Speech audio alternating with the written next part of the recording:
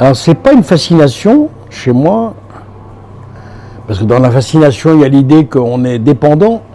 C'est une étude profonde du mal, et la vie a voulu que je fréquente beaucoup le mal. C'était pour moi une étude.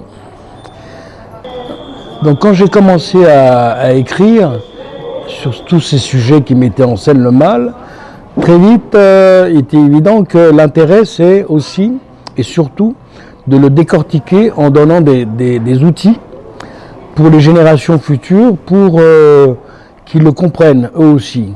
Je me réfère beaucoup à une phrase du Coran, un verset du Coran qui dit « C'est pas de Satan dont vous devez avoir peur, c'est de moi », dit Dieu au prophète. Le mal, dans la Kabbale, c'est un peu comme un étage. Tant qu'on est en dessous, on a peur, et dès qu'on le dépasse, ça se dissout complètement. J'ai un ami rabbin kabbaliste qui s'appelle Gabriel Haggai, qui m'a donné une image très belle qu'on utilise dans sa yeshiva. C'est que pour dépasser le mal, si on y va la main comme ça, à plat, c'est très difficile, on ne peut pas. Alors il faut y aller comme ça. Il faut traverser le mal avec la main sur la tranche. Comme on traverse l'eau de cette façon-là. On ne traverse pas l'eau si on y va comme ça.